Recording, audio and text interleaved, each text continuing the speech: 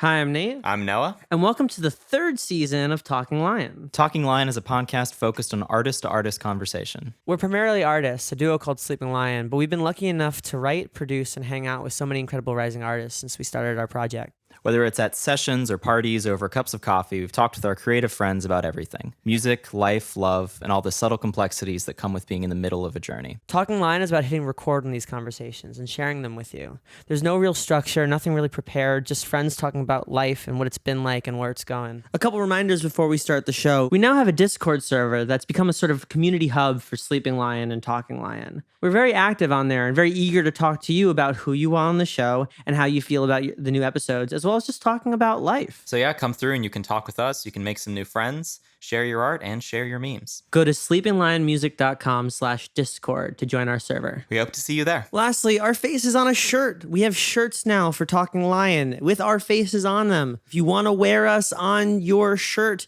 buy a shirt. It helps support the show, and it shows your friends that you like Sleeping Lion and Talking Lion. You can find these shirts on our website, sleepinglionmusic.com/store. Likewise, as always, any support on Patreon would mean a lot. That's how we keep the show going, and it's a great way for you guys to become involved in the show. Subscribers will become a part of the show in various ways, from providing questions to our guests, to getting a shout out on the show, to actually being on the show to chat with us. Pro tip: Patreon supporters of the honorary Lion tier or higher will get a free shirt. So check out our Patreon, patreon.com/talkinglion, to get involved in the show and unlock exclusive membership rewards. Now let's get on with the show. We recorded this episode with Jades Goudreault. I met Jades like a while ago, and we talk about it in the podcast, but I met her after one of the shows at Hotel Cafe. They all kind of bleed into each other. Yeah, it's true. Yeah, it's just one big night. I remember distinctly being with Adam Elker, and she joined us for pizza. Mm-hmm. We had pizza on Cohanga. Right.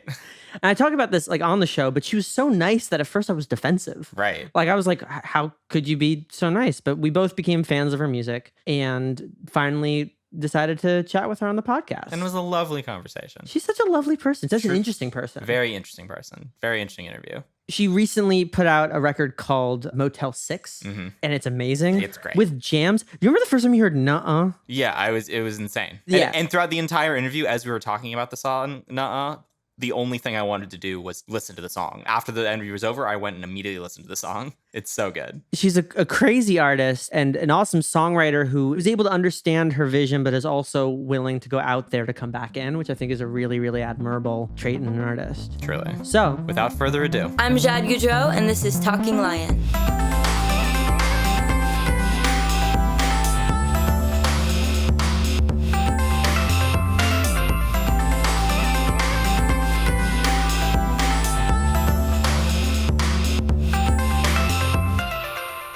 well, hey. Hey. How's it going? Good, how are you? Good. Fine. We were just saying, like, we would run into each other at shows a whole lot, but we Yeah. haven't been able to go to shows I know. in over a year. So it's been a while. Yeah. I think the last time was after, I don't know if it's, actually, I think it was a night that you didn't perform, although I've seen you perform and you're amazing. But thank you. it was Hotel Cafe, but it was like Evangelia and like, I don't know, was it Jess? Yeah, it was eventually, I think it was Adam Melker played that night. And Or was it was Jesse like one and of the- Friends, actually? Yeah, I think it was. I think it was Jesse and Friends. I remember you hanging out with us after getting pizza, and Yeah.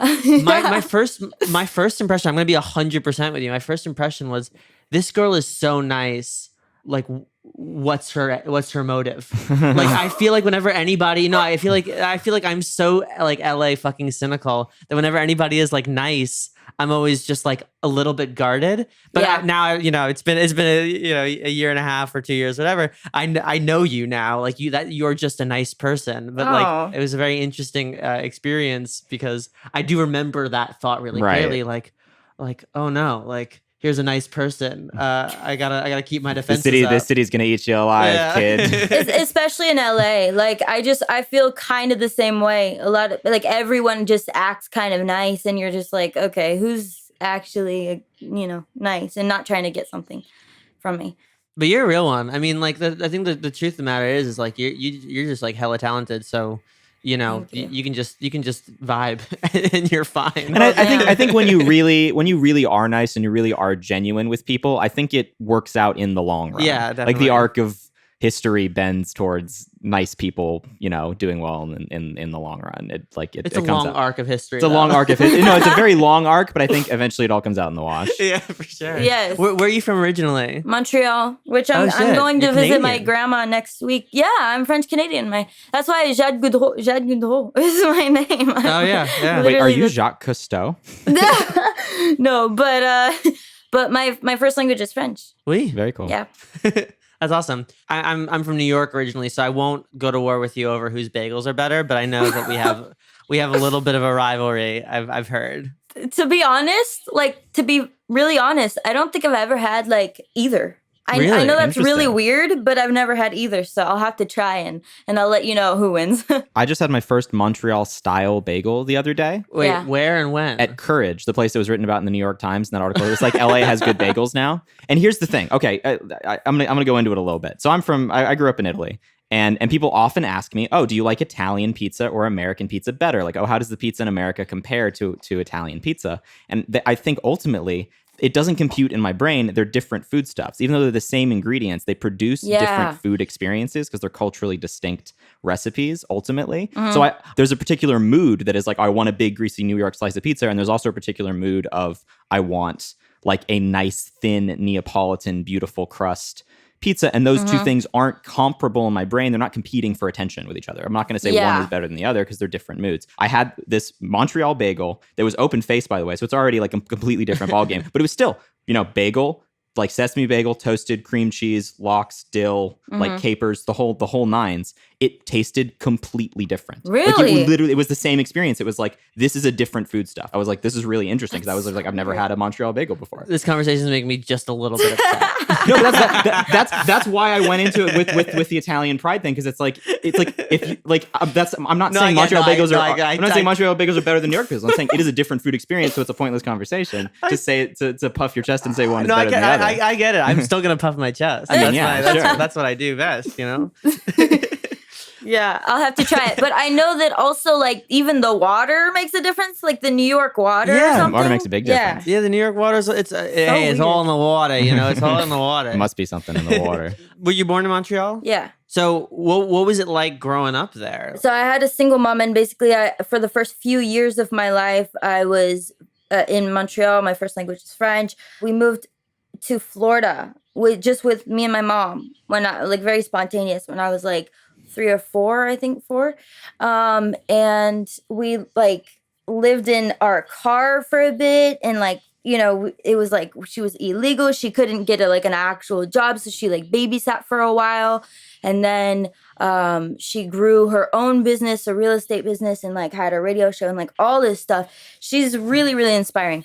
But back to how it was in Montreal, I was very little and I would go back and forth for summers, but it's not like I was fully raised only there. I was very much back and forth. So I still feel very close to my whole Montreal family. I also have family in France. So I'm very connected and I feel very that's still my home.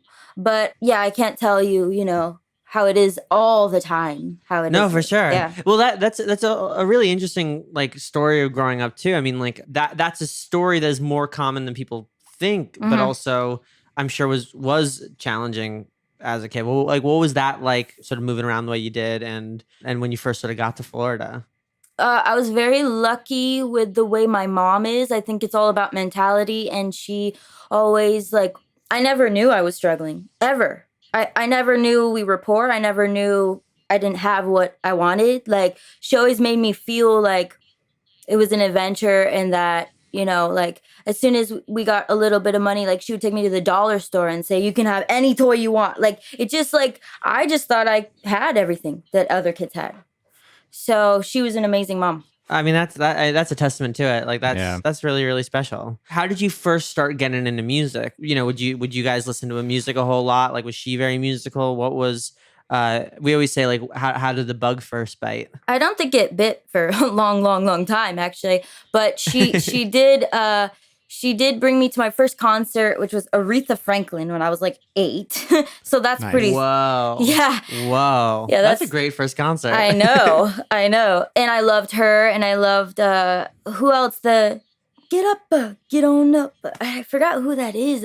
James Brown? Yeah, James Brown. Yeah. Yeah, so like she liked that. She liked the Temptations. Right. A lot of like those kind of oldies. And yeah, so I liked that. And then when I went to Montreal, my dad kind of listened to ABBA, AC/DC, like all kinds of things too. And so it was really cool to get that. But I never really got into it myself till I'm trying to think. Probably somebody gave me like when I was, I don't know. I was like 16, I think, actually. So it's not like this is when I started actually like making my own playlist and getting really into it was when somebody gave me this book called The Encyclopedia of Rock. And it's not just rock music. It's like I wish I had kept it, but it had every genre. And from like the fucking 10s or 20s. 1920s, you know? Right. And I feel like I have to specify. And I just like went through. Because we did the 10s and 20s already in 20. But I would go and like I would like search every fucking name and like listen and I that's when I got really passionate and I got like into a very blues phase. I really got obsessed with blues and then I don't know, all kinds of things. But that's when I started listening. And then, but at the time I was just acting, by the way. That's what I wanted to do for a long time. Oh, wow. Yeah. And it kind of like, when I did get into singing, I started posting covers on YouTube. You can really see my first cover. You can kind of see my growth online, really. That's what we all, like everybody who makes music in our generation, they have some sort of timestamp, unless they've really gone back and like wiped it out. Like you can see all of our first. I'm always fascinated by the stuff. level to which artists, when they hit a certain tier of success, completely scrub their back catalog from the internet. So sad. It's so like I want, sad. like Charlie Puth like has deleted all of his old funny YouTube videos from when he was in college. Like I would love to see that content. Like I would like that video of Timothy Chalamet like doing his stupid rap for his statistics class. Like statistics. Like I don't know. I'm fascinated with people's journeys and how artists kind of grow and develop. So I love. It doesn't make the story not feel clean. It doesn't make the story not feel clean. It makes the story feel cleaner that there is an actual story. Yeah, exactly. It feels more honest to me to have those growing pains kind of somewhat, not like, you don't have to like publicize it or like still keep it as part of your brands. But I think the idea of like generating this myth that you came out of the proverbial cultural womb a fully formed artist is actually a kind of weird, like, difficult and I think it's maybe even a bad lie. A damaging. It's a hurtful lie. It's a hurtful lie. Especially that like a lot of people don't believe in themselves because they think like, oh, all these people just kind of made it. Like they just made it with no like hard work, and it's not true. Most of the success you see, like they took years and years and years, like you know. So yeah, no, I kind of like leaving some stuff, even if it embarrasses me, up online. Like obviously, I have deleted some. Right. Yeah. We all have. What did you cover back then? Like what kind of artists?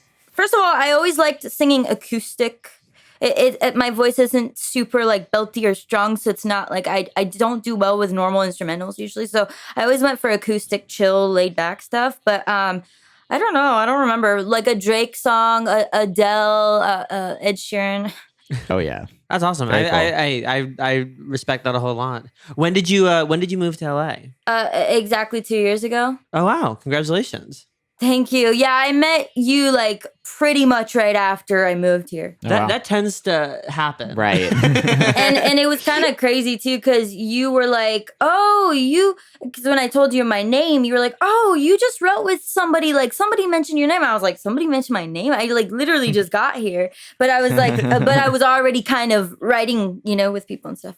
So yeah, so we're really about like maybe 3 years into being in LA. Yeah. But we have this podcast. We write with a bunch of people and stuff. So I tend to just like in general, whether I mean to or not, have my ear to the floor about stuff. I was also at the time writing for We Found New Music, so like I was constantly just like knowing everything that was coming out, everybody who was writing on everything, like all of that stuff. So if anybody like had just moved to LA and was making buzz, it was very unlikely I didn't know who they were, and if they were coming to a show, even more so. Like I'd run into it. But also, like you had seen us and you actually had approached us, which again, I got very defensive about. But Yeah. like, I think you did everything right, which is like you came to LA, you did the session thing. Like you were like incredibly kind and like great in like the networking environment and stuff. We really wanted to write. I think at the time we were just starting to work on our own records. So we had sort of stopped doing sessions for a second. And then of course like COVID hit. But like, yeah, it was cool because I'd heard about you. And then you were like, oh, well, I heard of you. And it's like, cool. Now we sort of heard of each other. Let's get pizza, you know? Yeah. Which I believe was a Neapolitan style pizza. That I take issue with. I don't remember that part. I remember clearly we were at the pizza place right next to Hotel Cafe. So that Yeah. was, though I think actually now that I think about it, it might have actually just been like a New York style joint or whatever. Or it's LA style. It's its own Yeah, what cuisine. even is LA style? Yeah, I think the irony is a lot of the pizza that I get here is Neapolitan style, like 800 and all those places. But didn't you perform that night though? Like, sorry, I'm just trying to remember. Not that night. The first night we met though. That's what I mean. First night we met, I think we played, because I'm remembering two different memories. And I think the first night we played at Hotel Cafe, and then the second time was Jesse and Friends. Every night at Hotel Cafe is just It's the same one night. It's big one night. night in my It's all head. just- It's all just yeah. one big dumb true. memory It's all just, yeah. It's with all thousands of people and hundreds of performances. It's all just one big long It's all night. just Groundhog's Day. Yeah. Truly. Wait, what was the show that we played? It was Was it a writer's the Friends block? show. Oh, it was when we played. Oh, it was when we played the Stoller's Friends show. Okay, Friends cool, show. cool, cool, So I cool, remember at the pizza place that we were at, Adam Melkar and Carly Page were there. Right.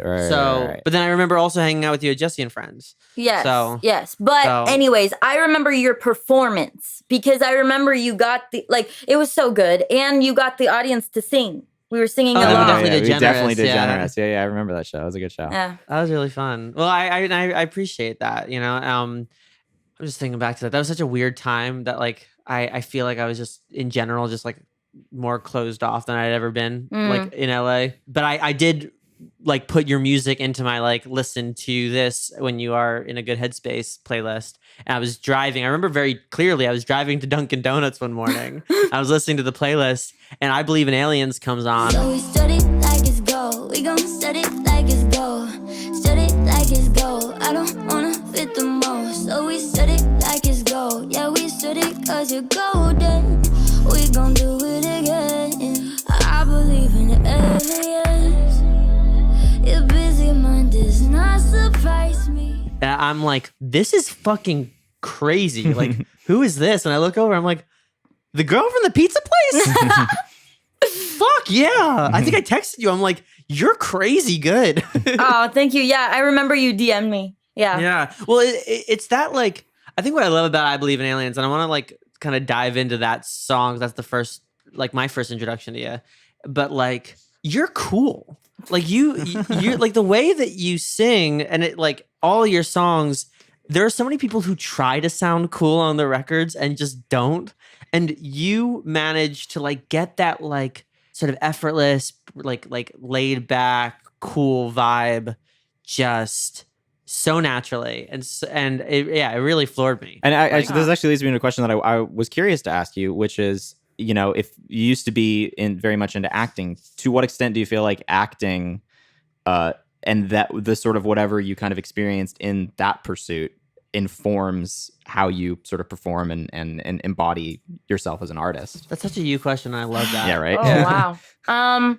Well, I have to say that I don't really act when I'm recording. I don't act. Interesting. Most of the time. I'll mention one song where I did or whatever, but most songs I just kind of, I don't think about it. I just fucking feel it and do it, you know? And I think that it's when you're trying like hard to create an emotion that's not there or whatever it is that it doesn't feel authentic. I don't know. That's just my viewpoint. No, I said something similar to Noah. Yeah. At one point. I'm like people can hear when you're trying too hard. No, Yeah. exactly.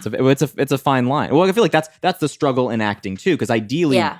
a successful performance from an acting perspective comes across as genuine. Right. It reads as genuine, even if it's not necessarily. But then there's the whole philosophical thing of like, well, there always has to be an element of truth. But I think that's what's fascinating about acting as a medium is that you can embody an emotion Right. without fully actually feeling it in some sense of reality. And I think that's always just been something I've been fascinated by. But I think Yeah. in music it's harder. I think in music it's even harder than in visual media and stage plays. I think in music we really look for just like you're saying, I Authenticity. go into the booth and I do it. Like it, I think that we're really always searching for that. And I think that even if there are other ways of doing it, I think that tends to be the best. And like when I get too much in my head after too many takes or whatever, certain times like it's harder. Like, but like let's say with like, and I get worse. So, but with Aliens, like it was probably is the easiest and fastest song to record, probably that I've ever done. I think. Talk me through it. Like, like one, to have a concept that it's like so cool and fresh, but also like to have it be so like strong and solid while also being minimal. It's just an incredible feat. Like, how did that song come about? Was there a line that sort of stood out to you at first too? Yeah, I think that the day before I had a few like concepts and I was talking to my producer and I just told him like I believe in aliens and he kind of laughed and he was like, yeah, okay, like and then like same with Hug a Bear, that was the same era. This is the same time. And it's like, yeah, sure, we can do that. And then I was kind of upset or something was going on and then I realized like not everybody has my beliefs. Not everybody thinks like me. Like I think very differently. I'm kind of weird. And this is yes, I believe in aliens. I believe in past lives. I believe in all this stuff. So basically, like I had mentioned that I believe in aliens concept. I didn't have a very, very deep meaning yet for it. You know, it's just like I just had the I believe in aliens kind of thing.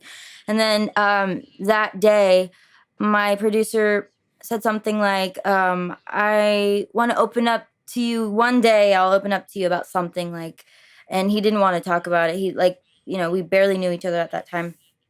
And then I was like, is your producer, is that Pierre? Yeah.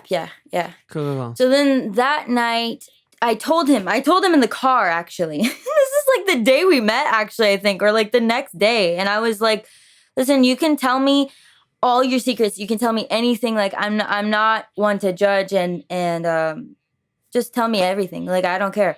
And he, you know, that might throw him off. Like I just met you, you know. But then the next day that night he texted me like, yeah, okay, I might open up like soon or something. So basically the next day we went in the studio and it was like very much related to that. So it was like, listen, I believe in aliens. I believe in past lives, which means that I think that we've all done like all crazy shit in our past lives. And so I'm not really one to judge, you know? That's kind of that's like the thing. That's kind of what it was about. It's like, I believe in you. I believe in you. And you can kind of tell me anything and I won't judge. And he opened up and it was really cool. And even though it's a very light and fun song, it has a much, much deeper meaning. And I'm so bad at explaining it. I think that was really beautiful. I really appreciate that. And I think that in a lot of ways too, like the song resonated with me because it's like, yeah, I fucking believe in aliens. Like, what's it to you? Like, I know on the one hand, it's like, yeah, my beliefs are my beliefs and like that doesn't have to bother you. But also like that you probably believe in something, you know, something out there too. And we all believe in something that's like a bit like out there to somebody else. And I think that's if you're not going to believe in something a bit out there, then what's the point of believing in anything? You know, maybe. I don't know. I always like when somebody believes in something, even that I don't. Like I think that it's very respectable that like somebody actually is thinking for themselves and believing what they want to believe instead of just kind of believing everything that you're supposed to. I don't know. I think that's cool. No, I think it shows in the song. How did you? Because Pierre is on like a bunch of your songs, so obviously it's become a really incredible collaborative relationship. How did you guys first meet? And how did you know like, oh well, this is the person who's like going to get my sound and my writing like right? It's because so there's this girl named Carly Hansen, you probably know. Yeah, so basically Carly, I started following her when she had like one cover on her Instagram. Like she barely had like any followers or anything. And I, for some reason, saw something in her. I was curious like where she was gonna go. basically. So I like followed her, and then several months later, she came out with her first song, which was "Why Did You Lie?" And I was like obsessed with the production, and I had been looking for a producer that for months. I had been looking for a producer for my original stuff, and nothing like to me stood out. And this was like, yes, this is what I've been looking for. Like, it's similar to the style I was looking for. And even though we didn't go exactly that route, it was like, I know he can do what I'm looking for. So, but I didn't really have any money at the time for production. So I wasn't going to go look who produced it. I didn't even look who fucking produced it. But then this is a universe thing. Okay. This is where like the universe comes in, puts us together. But I had like my first original song, which I leave up. I'm not super proud of it, but I leave it up because it's like, I like seeing the progress, you know? What we were saying before, Yeah. the progress. Yeah. So I had my first song up, and then it did get some at the time musically, it got some musically traction a little bit, and then it kind of brings some to Spotify. And by the way, I was like kind of one of the first to try to promote my music on Musically. Now everybody tries it on TikTok. Everybody does it now. But like Yeah. I was there like, can you make a video to my song like on Musically? Trust me, Yeah. when we first started out, we were one of the early bands to like really do like the blog and hype machine thing, which now is just like so obvious that like everybody does it and then it doesn't matter anymore. But trust me, when you are the first on an idea, it does feel very revolutionary, and then everybody fucking does it, and then it doesn't matter, you know? So I get that. Yeah. I mean, I definitely don't think that I'm the one that fucking started it or anything. No, but like to be yes, early on yes, something in yes. general, just like being early on something. Definitely. So then it did bring some traction to Spotify, and that got it in the algorithm, which was Discover Weekly. It got like 100,000 streams from Discover Weekly, like within a few days or something crazy like that. I was like, what the fuck? Like, and I didn't know. I didn't understand. Like, I didn't understand because I hadn't looked. Like, now I understand Spotify way better, but I didn't at the time. So I was like, what's going on? And I saw that it was Discover Weekly. I thought that was a curated playlist. Right. So I was like, they put me on this playlist. And I was Right. like, oh my God, I need to get a hold of them. I need to call Spotify and like say thank you so much. Like, and like I was looking for like an entire week trying to find their contact. And then I was like, friends. By the way, I don't really go on Facebook that much, but I have it for my family, and stuff like that.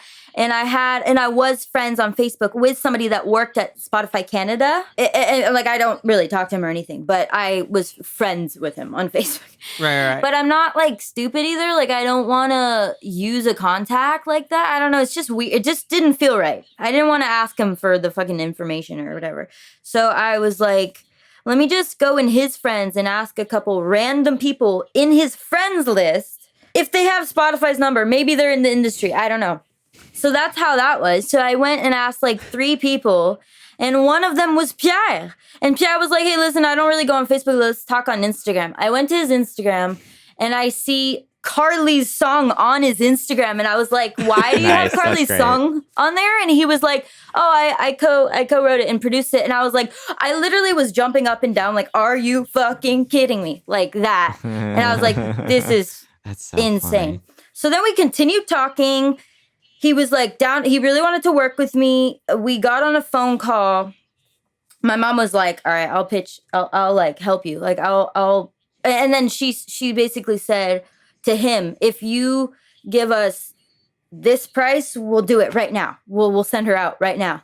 And my mom, bless her, she helped me, and like I did my first 5 songs. I think it was 5 songs. And I flew out like 2 weeks later or something like that to work with him. And we That's really amazing. we really clicked. I loved he's so good, and it was what I was looking for. It was like a good pop like bass, but it was a little out of the box. Well, also he knew more and more as we wrote together that I love to go out of the box. So like, yeah, we did that together. It was cool. I love that. I mean, you Your story is awesome. It's a great story. I hate to be like PR brain on it, but I'm just like, yeah, like you. What I love about growing up in New York and like some of the people that we work with and stuff like that is like when somebody's got a chip on their shoulder, when somebody's got like the drive to just like turn every rock over. That's so special, and I feel like there are a lot of people, especially people who come from like intense privilege, who don't feel the necessity to like turn over every rock or to like to thank the Spotify rep that put them up on the playlist, or to just like reach out to random people. in like, the I love that, love that. you know, and even even your mom like putting it up, like you explain, like that's not a small feat for her. That's not like a parent helping. That is a parent low-key sacrificing and believing in a kid. Like that is that's beautiful. And so I respected you before this interview, but I just have so much fucking respect for you because you have a chip on your shoulder and you're not taking any of this shit for granted. You know the value of every dollar and you know the value of every connection and friendship and milestone. And that's something that I feel like we don't see as often as we should. And that's just like, that resonates a lot with me, I think. Thank you so much. No, for real. And I appreciate, like, even if I still don't talk to the Spotify people, I literally like think about them. I know they're people, I know they're listening, and they make that decision, and I'm so fucking grateful. I'm just so thankful. Yeah. We sacrifice at least a goat a month to the gods, you know? The gods being Spotify. The gods of the Spotify. We go outside we go every month to the Spotify office with a goat and a basket of flowers, and we just give them the flowers. Wait, what's the movie where like somebody does actually like walk into a bank and slaughter a goat, and that's totally normal? I think it's The Leftovers. The killing of the goat in the bank is The Leftovers. I don't know why that's just in my brain, but that's more or less how we handle our Spotify playlist. Oh my god! Maybe that's why we haven't gotten as many as we maybe could have. It's because we keep killing goats in front of their office. Yeah, maybe they're just like, these guys. Their music's good, but what's with the goats? We really support them if they would stop slaughtering a goat in our lobby. Wow. Oh my god! This joke got weird. I love your record. Motel 6 is nuts. It's real good. Like every song on it is fantastic, and I just kind of want to like talk through the songs. The first one, the title track, I want to talk about because Motel 6 as a song is just like, it's just cool. It's just chill. I love the music video. Like I love that like your videos are like very like dance and scenery oriented. Like it looks like a really really cool film almost. You know, How did you come up with the concept and what's the story behind the song Motel 6 and why name your record after it? So why I named the record, so basically there was 7 songs and I was like, can the title be one of those songs? I was kind of just looking at that idea. And then I looked at the one that really... The one that I wanted right away, and I made the decision very quickly, was Motel 6. And the reason why is because it's my first record. It's my first ever album. And it was also about the start of my journey to LA. So I was basically like, exactly 2 years ago, I like made the decision to move to LA. And I got my first car and I drove across the country by myself. Terrifying. And I would like, call my mom every like 2 minutes. And then I was like trying to save money. So like I slept in my car for the first night, but then I was like almost falling asleep at the wheel the next day. It was very hard to sleep in my car. And so we had a similar experience on our drive over. We did it in one stint. Yeah. So like we would do like, we didn't stop. We just went from Nashville. And Noah had just gotten his license too. So he wasn't like, I didn't know where my limit was in terms of driving. I was just like, just keep going. And then I was like, that's too much driving for me. But I had driven like 12 to like 15 hours or something. So I was finally like getting my like time to sleep. And then he got tired behind the wheel, so then I was driving. We were both just more tired than we needed to be. Yeah. Yeah. Should have stopped at Motel 6. Basically, that's exactly what happened. So my mom was like, listen, this is dangerous. You need to get proper sleep. Just stop somewhere. And so I like went and I stopped at a Motel 6. And then when I was in there, I like was so happy to be in a, like, I don't know, just to be in a place that's not my car. To have like to shower and like to have space. And I did have my recording mic and I was just kind of like writing there. And I didn't really write that song there, but I did have that concept and I had a couple little lyrics that started there. But it's kind of took on its whole meaning, as in it's the whole start of my journey. I'm going to like pursue my whole dreams like right now. This is, Yeah, it's cool because it's like the Motel 6, which is typically not, the lap of luxury, if you will. But the way that you sing it is so excited. Like you're so excited to be there because of what it represents. It's like, okay, maybe it's not like the Marriott, whatever, but it's, or I don't know, nice hotels, because I stayed in one nice one in my life, but like La Quinta. It's no La Quinta. But it is the start of the journey. So that's why I love the upbeat and like the excitement that is in that chorus. I'm staying at the Motel 6. I'm staying at the Motel 6. And the city lights calling, thinking maybe we can make it if we all in. I'm staying at the Motel 6. Is there a line that stands out to you in that song? Oh my God, I always forget my own lyrics until I'm reading them out. Pausing the podcast because she actually sent her answer as a voice note after the interview. So I looked up the lyrics to Motel 6 because I was like, oh, I hate like when I'm like talking on a podcast and I can't like, go on my phone and check the lyrics, or like I could, but it would just be annoying. So I just did it now. And basically I kind of like, it's hard to choose a favorite lyric because I just like the whole thing, like not in a cocky way. I just like the whole thing because it tells us, it tells my story. But my favorite lyric is probably with the ones who row their boat, because basically like coming from living in a small town, Clearwater, and like not much people are going after their dreams or like big goals and like doing things like that. So most of my friends, we just kind of chilled, and nothing wrong with that. I love that too. But we were like, vibing and like chilling and going to the beach and just not doing much together kind of thing. And by the way, I miss that and I love that. But I felt very ready to like go out to LA and be with people who are, this is just kind of the way I said it, but the ones who row their boats, like the ones who are doing their thing, like who are going after something, who are going in their chosen path, like they're in their boat and they're steering it, not somebody else, And I like to be around people who have like goals and like all of that. A balance is good. Like I love chill people who are just like happy with life and just, chilling too. But that's what I wanted at that moment. And yeah. I just like that. I like the mentality that instead of being like, and in the moment, of course, some things were tough. Like I was really scared. Like I was a new driver, like next to these giant trucks that like I had nightmares. I hate the trucks. Yeah. I had nightmares like 3 nights in a row when I got to LA about being on the road. And then also my windshield wiper didn't work very well. So like when it rained, I couldn't see anything. It was so scary. Your next song could just be called "Fuck Trucks." Like, no, for real. Like, let's do it. Hey, down. Hey, come through. We'll write it. We're vaccinated. Yeah, we'll write "Fuck Trucks." Honestly, I feel like it is in the Jades world. So yeah. For sure. I think the song that like really like hit me too, that almost sounds like its own kind of like standalone thing. Like it fits into the record, but it is its own sort of world, is Purple Circles. And I've got purple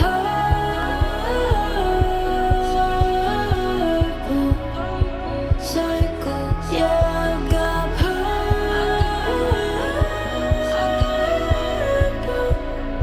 circles. That song really, It's really pretty. really pretty, and it really like I don't know, it really resonated with me and really struck a chord. That song feels very personal. How did that song come to be? It was interesting because I had that Purple Circles title and idea, I guess, for a pretty long time. But I really wanted to write about somebody else, actually. Like, Purple Circles, like you get that, right? Yeah. Purple I Circles. mean, I have them. If you look real carefully. Yeah. So, it was honestly gonna be like a way different thing before. I had like a person in mind. I had kind of a story in mind, and then I don't know what it was, but the day we went in the studio, we started talking. You know how you do, like you talk, and then you realize, actually, maybe let's go this direction. And I was thinking about this song the other day and thinking how I'm a very open person, but when it comes to a couple of my songs, especially the ones that like are more, I don't know, deep or like that can be personal to fans listening, I don't like to explain it that much because like they have their own story when they listen to it, and it's so good getting these DMs like about their own stuff. But I am a night owl. That's where it just started on the very like how do you say? Like not Surface. deep in on the very surface. It's just like I'm a late night owl. Sometimes it gets in the way of like when you don't sleep enough. It's pretty simple, but when you don't sleep enough, like you do get in your head, you do get more anxiety, you do get more like all those negative moods. And you kind of forget that like, oh, wait, I need to just like sleep more or like take care of your body. So some people know, some people don't. I like the average time I go to sleep, like a good night for me going to sleep is usually about like 3:30 or 4 a.m. That's good for me too.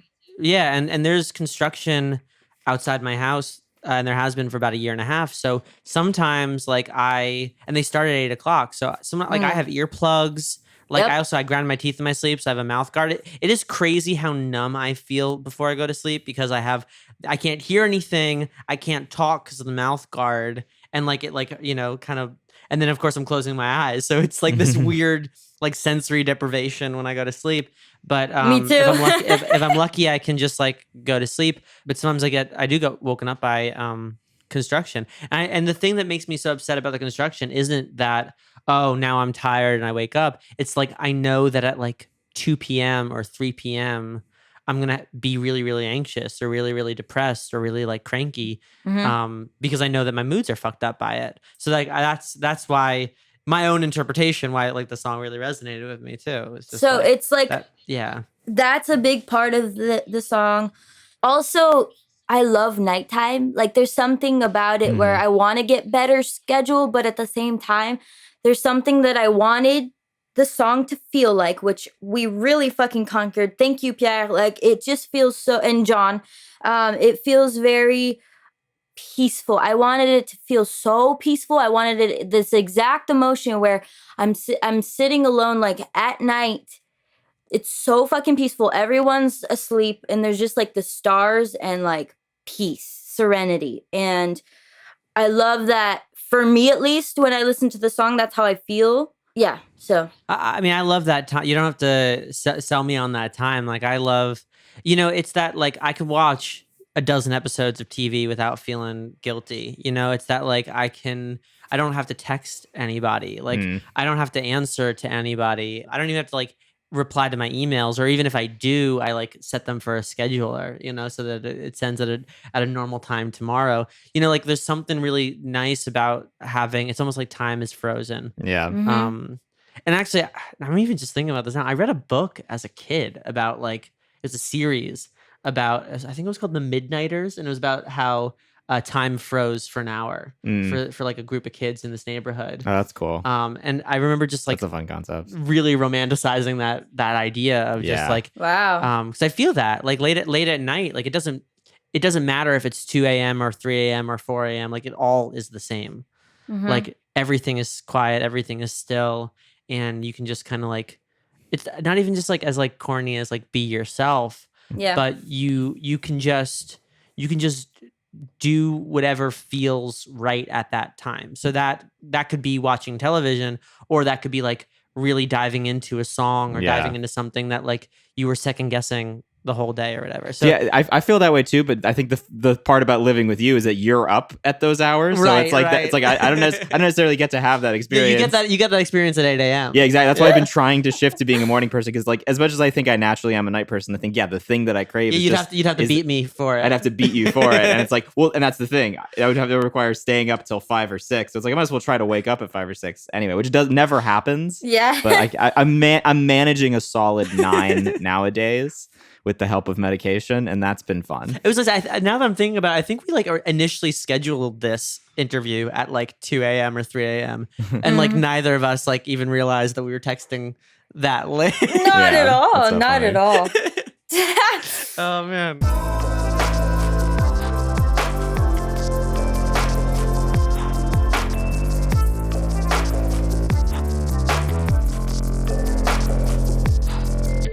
Moving on to another song on the record, I think Nuh-Uh is a fucking hit. It's nutso It's butso. nutso It's butso. sicko mode. It's crazy. Nuh-Uh is actually short for Nutso Butso. Yeah, exactly. When I say that like I believe in aliens were like is like effortlessly cool, Nuh-Uh like just cranks that up to just 11, not to fucking say crank it up to 11, but like it is just so cool. Like you sound so cool on it, and like it's just the pre-chorus gets stuck in my head. Dilly bang, bang, bang, bang, knocking at the door. Bang, bang, bang, bang, trying to start a war. Like a man screaming, seen it all before. Know that you've been warned. The chorus gets stuck in my head. If you see him coming, tell him, nah-uh. A ring-a-ding-ding, he a monster. Get your pistol out the holster. A liar, a cheater, a runner, check. So don't say yes, say nah-uh. Every part of the song just slaps, and It's so good. Nuh-Uh is crazy. I don't mean to gas you up. I just want you to know how nutso that song is. Oh, thank you. I mean, so with that song, I don't think it would have happened if I went in and I knew like I was gonna write for my own project. Like my mentality is different when I go in and write for my own project.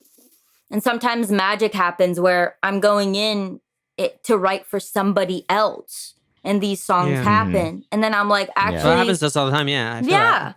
And then you're like, I wouldn't have got this, but I love it. And I really put myself into it. So now I'm going to release it. And that's basically what happened. It wasn't that simple because I did get hired as a writer to go in that session. So it was a little bit of fighting on my side, but it finally happened and everybody agreed and I got the song. And it's doing what it's my highest saved song. So that's, for me, that means a lot just because it's not just the streams. It's actually like people saving it. Yeah. And that makes me happy. But also like I haven't really put so much energy toward promotion. I think it's the buildup as well. Like, of like You're doing the waterfall releases for the record too, right? the waterfall releases I did. And I also just like each fucking release I would send to a ton of people, try to get family and friends to like and like, you know, all this stuff. And like, it's so much work. Like I put so much work into all that stuff without a budget. And then it just like gradually like grows, you know? And then I have to thank obviously Spotify too for putting me on playlists because that helps enormously. We gotta get you their number. You gotta at least get an office address so you can slaughter the sacred goat. Yeah. Yeah. So I was about to release like another song right after. Like I have been trying to keep up this momentum, and then I was told that, you know, Spotify kind of pays attention to your last release the most, and it's doing really well, and it continues to like have this like, usually my songs have kind of a peak and then a drop, and this one's just kind of continuing. So I'm like, all right, now I need to like find ways to push it and ways to get it more known and whatever. So I'm Have you tried Musically? well, I have tried TikTok. They really changed the format, so it's not like easy to find smaller videos, and so I don't really Yeah. do that. No, definitely. I love it just like blasting in my car. Like yeah, it's the perfect blast in your car song. I bike a bunch of miles a day and I drive a lot, and those are my two litmus tests for if a song is awesome, and I know it can vouch. I listened to like 8 songs. Yeah. So just like it's it's on the rotation. Oh, really? You listen to like not that many songs? No, I see. Here's the thing is that like I'm so picky about songs that there are very few like no skip songs that I got. So I'll make I'll lock in like a playlist, or like the algorithm, like the daily drive algorithm will be like, we noticed you only listen to these 8 songs, so here are these 8 songs. Right. Oh, that's really funny. Wow. I just feel like whenever I'm driving around, I just want like a certain vibe, and most of the time it's either pop punk or just like just something cool, you know? Yeah, I've been getting into pop punk, and oh my god, I love music so fucking much. Like, Can Fuck Trucks be a pop punk song? Oh yeah. oh yeah, Huge vibes. Huge vibes. Don't tempt me with a good time. This is gonna be great. I can't wait. You gotta come through. We got the vaccine. We're completely safe. let's do it. Is there like an element of the song, or like a line of the song, or just something that like that stands out to you as like something real special? I think I'll just tell you like how we kind of came up with that. It was Castle, me, and Riley wrote it, and Connor was in the room. He was producing the track like as we went, kind of thing, and it was cool. So yeah, that was Connor's bass line. I came in with this line that was like Huckleberry Finn, but Huckleberry Finna do this. Like I wanted to have a play on that, and I thought that was and so we started with that Huckleberry Finna, and so we actually had that in the song, like it was the chorus, and then but we were ending with a and then Riley at the end, after we recorded the whole thing, he was like, I think that since this is not for your artist project, like Huckleberry Finn is kind of too specific. We should just take that out and repeat twice. And I was like, oh, okay, fine. And then I love that. I like that he changed it. So yeah. That's awesome. Very cool. Well, that's also just like we've talked about what it means to kind of be a producer on this podcast a lot, but like having a producer who could very subtly be like, okay, that's a really, really cool idea. And if it was your artist project, that is the idea. But like if we're going to broad it out, here's maybe where we can kind of like smooth the edges. And then it winds up, working better for the artist project, ironically anyway. Yeah. Yeah, no, I know. Also just the bang, bang, bang, bang, knocking at your door part is like so cool. Yeah. And also the melody in the drop, this sort of like this kind of Eastern sort of scale that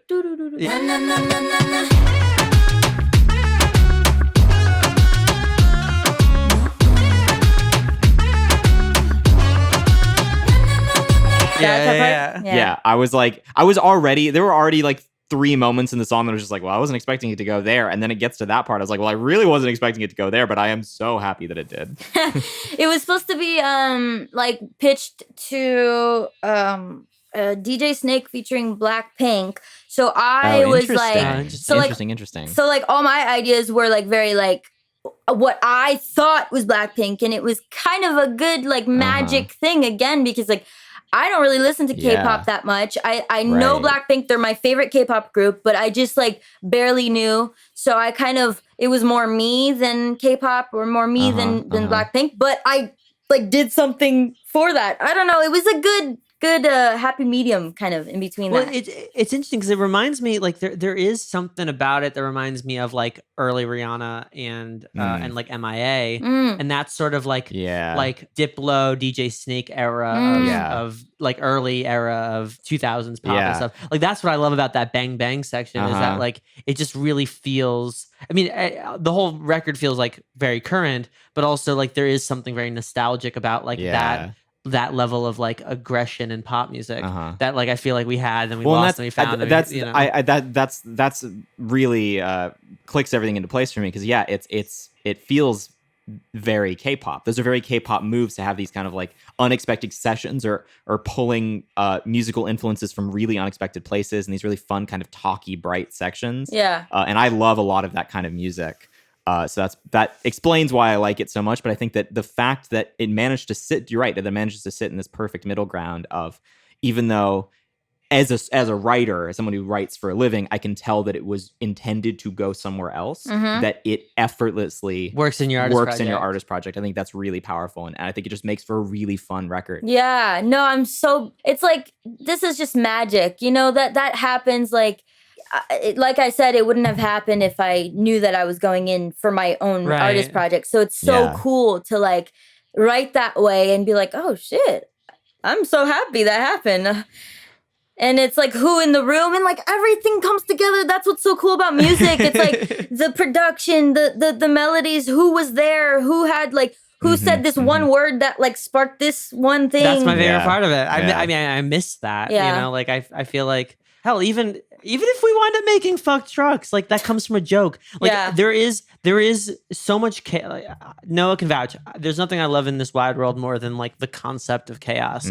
And there's nothing more. I mean, there are plenty of things, but there's something so beautifully chaotic about how a song comes together, because it is like, you can't point to all the random stuff. Like it could be like one thing that you saw like out the window. It could be something you were scrolling on Instagram and saw like, and then it's every small little decision. It's every small little decision that builds up and snowballs. It's why like we just hung art, like a little bit of art in the studio, and I was really, really nervous about it, because I'm just like, that's not inconsequential. Any other room in the house, you hang art and it's just decorative. When you hang it in the studio, that could be something that inspires a song for better or for worse or whatever. Like I got really fucked up about it. It's so funny. In my own little, I probably needed sleep. Yeah. In my own little fucked up little way, but like it's just so cool. Yeah. But I think also like you have such a high threshold for quality. There are so many artists who put out, some are good songs, some are bad songs, but it's like an inconsistency of quality. And what's so cool about Motel 6 is like every song from a writing standpoint is at this level. Like every song from a production standpoint is at this level. Like you are operating on like a level of quality that is very clearly like discerned. And that's really, really cool to see. Like that's just something that I really, really respect, Thank you so much. Yeah, I mean, and obviously like the people that I work with as well. And I never want to like discredit anybody because they're fucking amazing. Well, and for sure. But I feel like it's a little give and take. Like, you know, you at the end of the day, we all choose who we work with, and that's part of that discernment, But I think what is really cool is like, that's sort of like the fact that all that works together isn't a small feat. Like I feel like anybody listening to it, like don't see how hard that is because of how effortless you make it. But like there are so many ways of getting a song like wrong. The fact that it is airtight means that everybody's hands were on deck, and their threshold for quality was just huge. Yeah, and it's like, it's really cool, and it's very spiritual to make music, and if you have too many people there, it might fuck it up. It might be too perfect, too whatever. Like I've seen projects where I'm like, there was 15 writers on this, and it just sounds like something I've heard. Like I'm like so surprised, but it's because they have like, I kind of like to break rules. Do you know what I'm saying? Yeah, I get that. So, and I like working with people that also kind of like to break rules, but also like maybe get me a little closer to the box. Yeah. No, if you know what I mean. No, and what's cool is so many people in pop music want to sound unique. Like so many people are like sort of struggle to sound like something that's different that also works in the pop idiom, or like sound like themselves. It doesn't sound like they're trying too hard to sound weird. I think what's really cool is that there is like I can't point to anybody who like sounds like you, and yet it doesn't feel like you're trying hard to sound like something, Yeah. Well, going back to what you were saying earlier, like it's not acting. It's not acting. That's just how you are. And it's really like that for me. I will go in the studio, and my mentality has changed since the beginning. I think my first songs, I would go in the studio and I say, I want something that sounds top 40. Like that was very much my mentality. And then I completely changed like fucking so much, where I'm like, I don't even want to know what it's going to sound like almost. Like, yes, I do. Sometimes I do go in with obviously like the sound that I want, but I liked it to really happen naturally. And I don't want to say I want something weird or I want something blah. Like, I just kind of say, I mean, obviously, yes, if it's going too mainstream and I don't like it, then yes, I will say, let's change something up. Let's make it a little more interesting or whatever. But it's just all organic is basically what I'm saying. Well, I love that. I appreciate that. I think the fact that you've figured that out so quickly too. I think it took us literally years. Like, because when we first came out here, we were like, okay, yeah, let's write like Hot 100 pop. Yeah. That didn't necessarily resonate with us. And it took a while for us to say, okay, well, we could also just make our own stuff and potentially dictate what the Hot 100 is. Yeah. You know, like we could lift our friends up, we can produce Yeah. our friends, we can write our own stuff and have it be true to our authenticity, and maybe have that make enough waves so that it's changing what the sound is, as opposed to us trying to change for the sound, Yeah. so to speak, you know? Yeah. And that's also part of the reason why I like working with up and coming writers and up and coming producers, because like it's more exciting. We're growing together, you know? Yeah. Yeah. I mean, that's community's everything to us. That's why we have. That's why we have a podcast. You know. Yeah. Yeah. So here's my segue, which is Nuh-uh has a crazy bass line. Our Patreon subscriber Alan C has a question for you, which is: do you have a favorite bass line in any song? Not your songs necessarily. In any but song? like any song ever. Like, what's your favorite bass line in a song? Ooh. Oh man. If you just saw my playlist, like of all my saved songs, you would understand there's thousands that I just blank out when people ask me, what do you listen to? It's like, I don't for sure. fucking Of know. course. And I thought about it literally like yesterday. I'm pretty sure I was in the car. I was like, ooh, this bass line. And I still don't remember what song that was. Like, Yeah. yeah, I definitely like, the catchiness and stuff in the bass line of Nuh-uh. But I know that there's obviously other people's songs. I just can't remember, and I'm really sorry. Tell him I'm sorry. No, it's all good. I think it's a very interesting question. It is because a very Yeah. interesting I actually question. have a very clear answer. My brain Yeah? immediately went to something. What's your Yeah. answer? There's a song by the Red Hot Chili Peppers Mm. on Stadium Arcadium Yeah. called "So Much I," Yeah. and the bass line's crazy. It's like do do do do do do do do do, and obviously, like, you know, to mention the Red Hot Chili Peppers, you know, one of the best bass players in history. Cool, but the reason why that's mine is because I remember when I first heard it, it was like a revelation. And our bass player in my like band in middle school, like I was in a little band in middle school, and he was an amazing bass player and like my best friend at the time, and he could play that, and like there was something about the fact that he could play this bass line, and I just still was trying to like figure out like how piano fit into rock music. Or like Right. fit into like that, you know. So I felt like this like weird sort of emotional disconnect from like what I was so fascinated by and what I could actually like accomplish. So, but there's something really like I get emotional every time I hear that bass line. Like it's very nostalgic for me, interesting. What- even though it's like this very upbeat. What thing, song is you it? know? "So Much I" by the Red Hot Chili I'll Peppers. have to I think listen you to said it that later. recently. I know the Red Hot Chili Peppers. Maybe I know that song too, but I'll have to listen to it. It's not one of the more popular songs on Stadium Arcadium. Like Stadium Arcadium had So many hits. Yeah, so many fucking hits on Yeah. it. But like, you know, it had Danny California and all that shit. But like, and Snow, you know. But it's also like a 30-song fucking record. Yeah, it's- so there's some really They made a lot of interesting- music. Yeah, deep cuts. It's a deep cut, but like it's a really cool bass line. Do you have one? Noah? The thing that comes to mind is Panic Station by Muse. I just love that Wow. bass line. It's very like it's like real heavy slap. Like the bass line literally just starts like dun dun dun. Bum, bum, bum, bum. Bum, bum. It's really simple. It's a really simple bass line. I'm but not splicing it in, by the way. Like we're just keeping yeah, you're those keeping bass that, lines. yeah. I don't know. There's just something I love about it. It's really fun. It's really simple. I think it's one of the first times like my brain was really activated to like, oh, that's like the bass. Like the bass can do that. Like I'm obsessed with this bass line. I feel like before that I never really like. I actually used to have a running joke that bass wasn't important. It was like a Really? musician joke of like, oh yeah, like the bass is just the guitar with fewer notes. Like if you're a bassist, like you're bad at music. Like I had that weird Oh, see, preconception. I had the opposite. I'm just like I can't wait for the bass uprising. Like no more guitar players. Yeah, now I think I have. I still love the guitar as an instrument, but now I'm like the bass is is so important. And I'm gonna come out on the record and say I love guitarists. I hate 95% of guitarists. Yeah, that's so valid. That's so funny. Well, thank you, Alan C, Yeah, for it's a good your question. question. As always, they're really, really cool, thought-provoking questions. But speaking of questions, are you ready for the question round? Yeah. I guess I'm ready.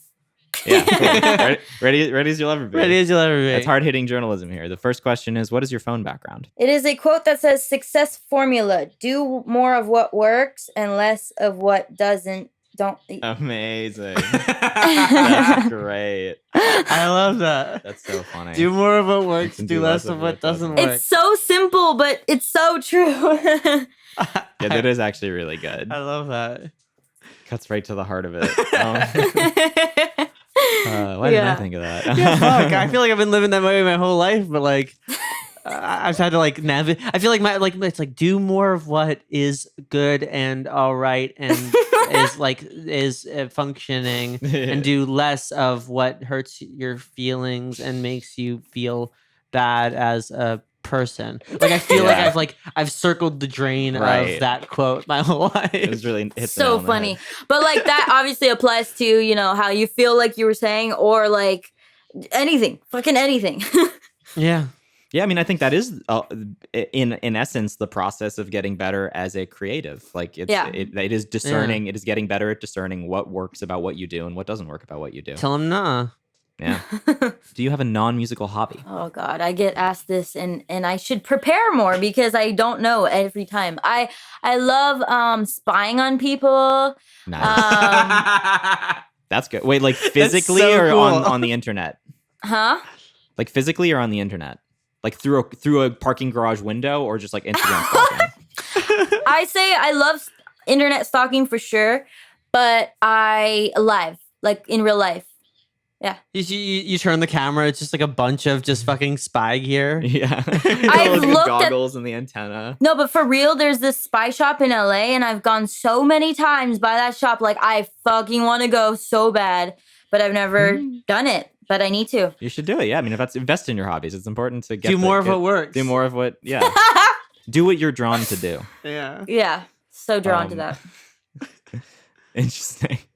Most important question of the podcast. Most important question of the podcast. Would you be a pirate?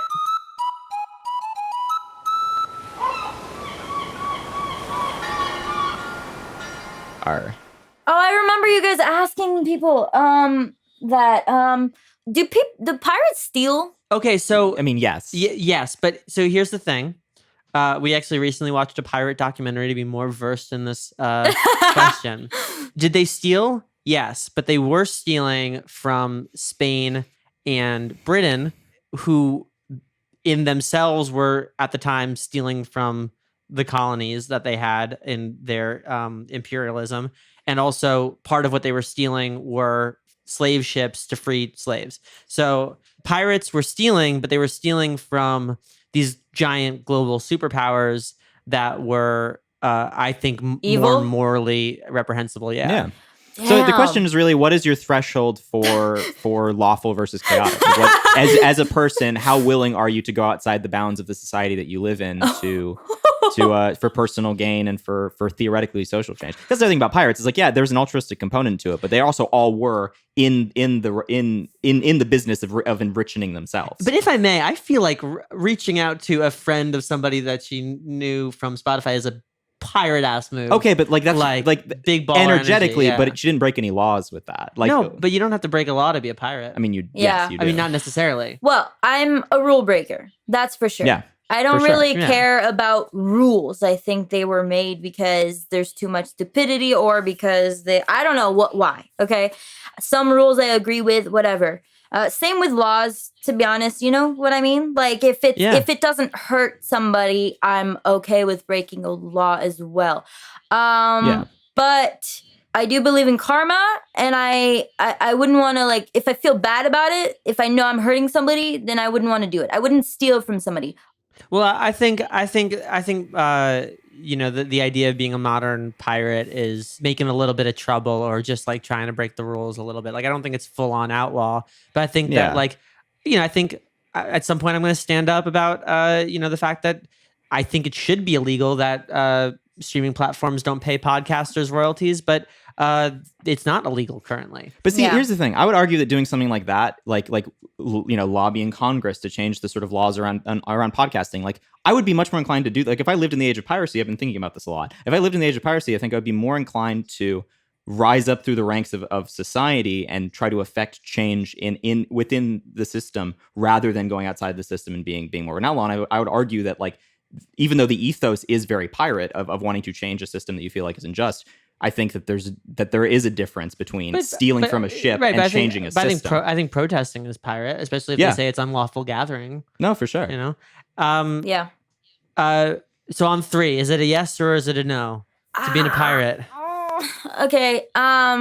3, 2, 1. Yes. Yes. One more for pirate. Join our crew. I don't have anything against pirates. I think I love the question. I just feel like if we both were very gung-ho about pirates, it would be a much less interesting question. Absolutely. I'm just trying to present other ways of looking at it. Also, how do you feel about sailing is the other component. Sailing? Because the big reason I wouldn't be a pirate is I hate the ocean. I'm scared of the ocean. It terrifies me. I don't like sailing. I don't like the water. I don't like fish. I wouldn't do it. I just wouldn't do it. It wouldn't be fun for me. I just wouldn't like it. I actually agree with you. I think I would be a little scared of like, when you're close to the water, it's scary to me. Not with big ships though. I'm not scared of the ocean in that way. Just when you're like really close with a small little sailing boat. Yeah. I do like being on the I like being on the briny sea. Yeah, that is not my idea of a good time at all. I like land. I like solid ground. I'm glad we settled this score today.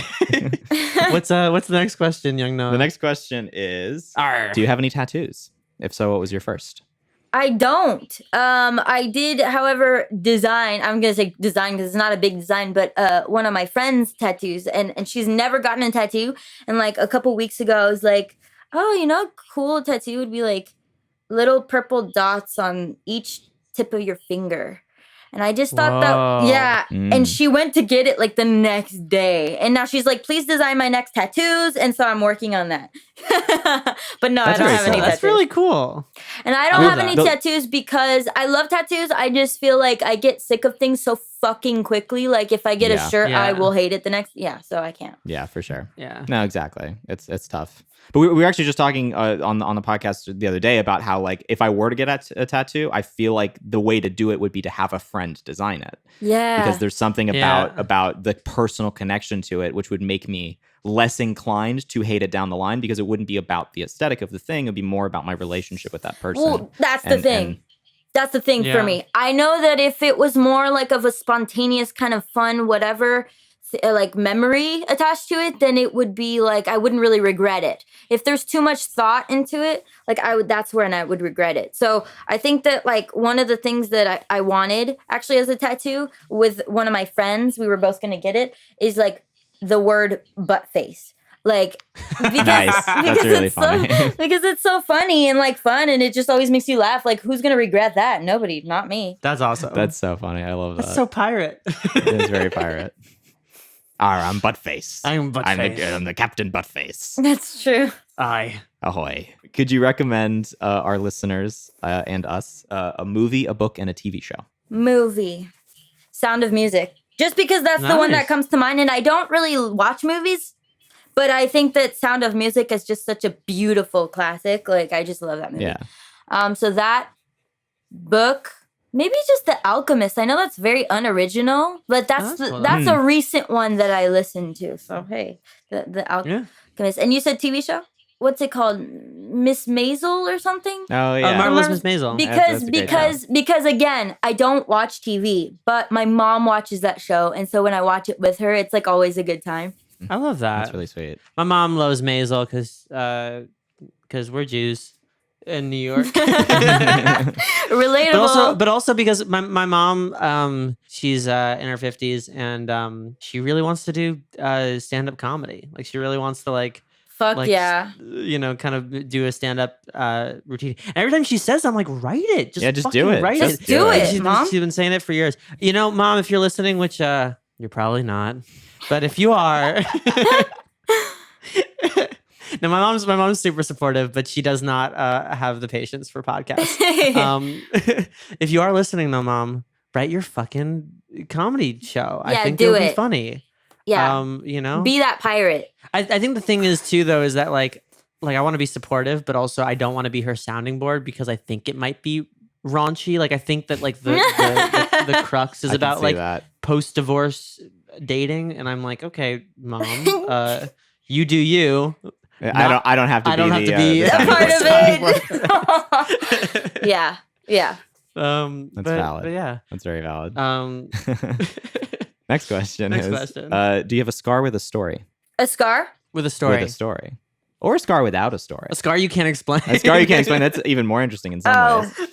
Can't explain. Yeah, there's definitely some that I'm like, where the fuck did that come from? But like, there's one on my elbow. I can't even see it right now, but there's one on my elbow. It's not that interesting story, but basically, I was riding. We were all bike riding with my family in Canada, and my cousin was there, and I was trying so hard to show off, like I was trying to do a wheelie, and I did one, and then I tried to do another one. I was like, "You weren't looking," and I was like, "Look at me!" And then, like when I did it again, I like flipped it off of my bike and like landed. Yeah, yeah. We've all been there. Yeah, exactly. Look, Ma, no hands. Yeah. And then you lose your hands. Yeah, most of my scars are actually from like very young biking accidents. So yeah.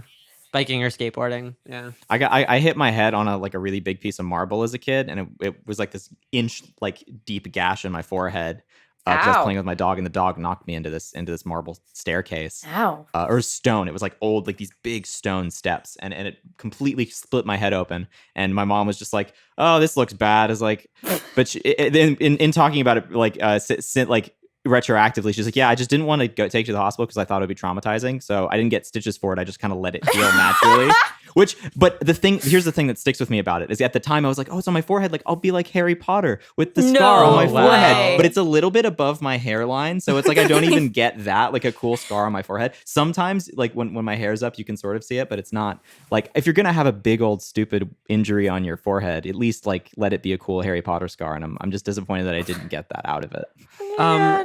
Speaking of scars and tattoos, I actually recently found out via TikTok how tattoos work because like your skin is constantly being I never thought being about cycled. The way that tattoos actually work is that when the ink gets injected, I forgot the name of the cell, but there's a cell or there's one part of your immune system that's like, oh no, that's not supposed to be there, and it eats the ink, but it can't move.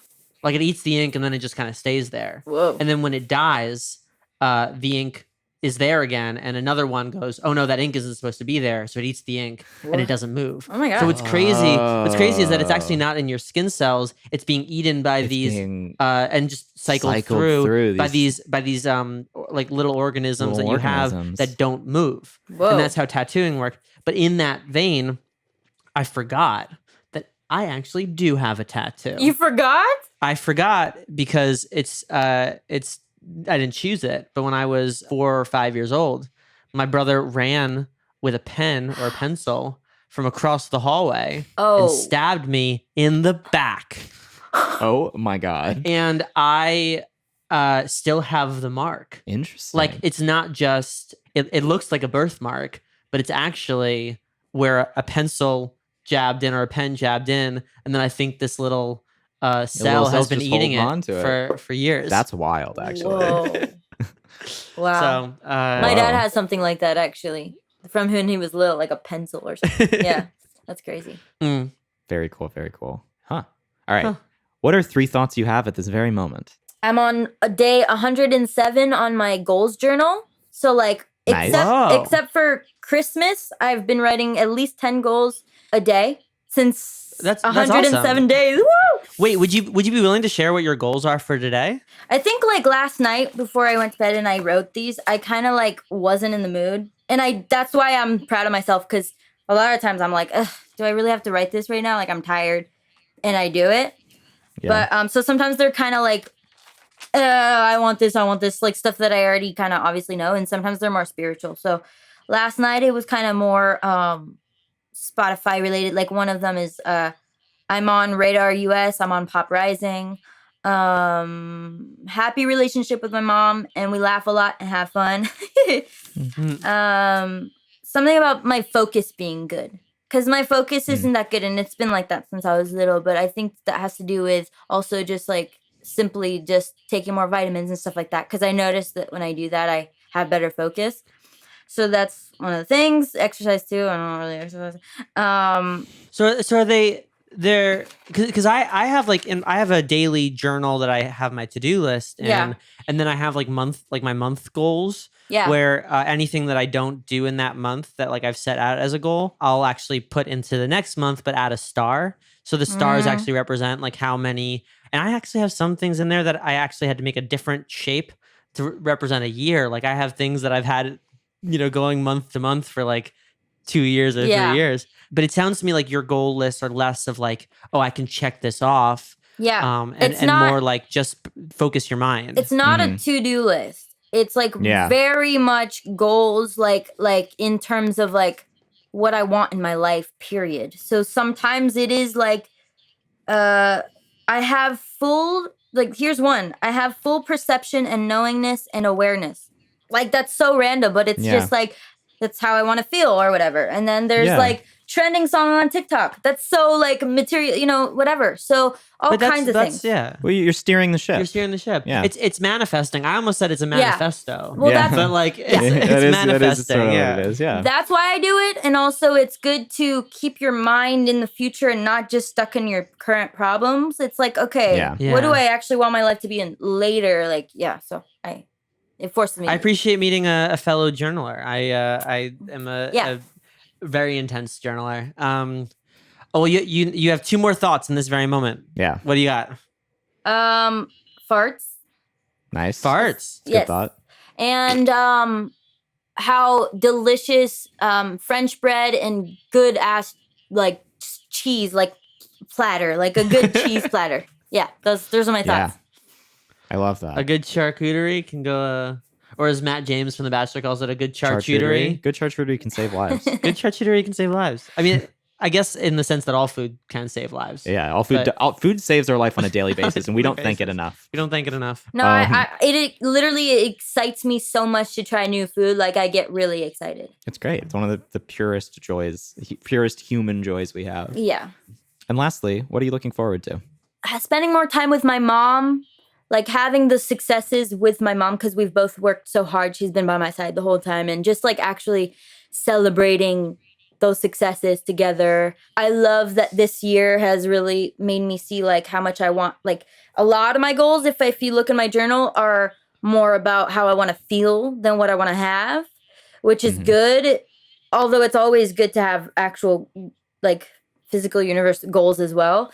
But I am looking forward to like becoming more and more happy and having like more and more of a social life as well, like having fun and including that because I've been working hard, but I am an extrovert and I can't wait to like have more of that in my life. Well, I can't wait till we can all go out to shows again and and be able to get pizza again and do sessions. I truly can't wait to see what your live set would look like. Oh my God, that's gonna be so much fun. Yeah, we're gonna be dancing and screaming at front row. So that's just how it's gonna go down. But thank you so much for coming on our podcast, for talking about your record. Like you're awesome, and I'm sorry I was so defensive when we first met, but I'm glad that we have become friends. And, you didn't seem defensive at all, by the way. You seem like the nicest person ever. I was like, oh my God, he's really sweet. I liked you away. Maybe my defenses are by being nice. Maybe my defenses like just match wherever anybody's at. But also I remember just being really, really impressed and inspired by what you're doing. Thank you so much for coming on the show. Thank you for having me.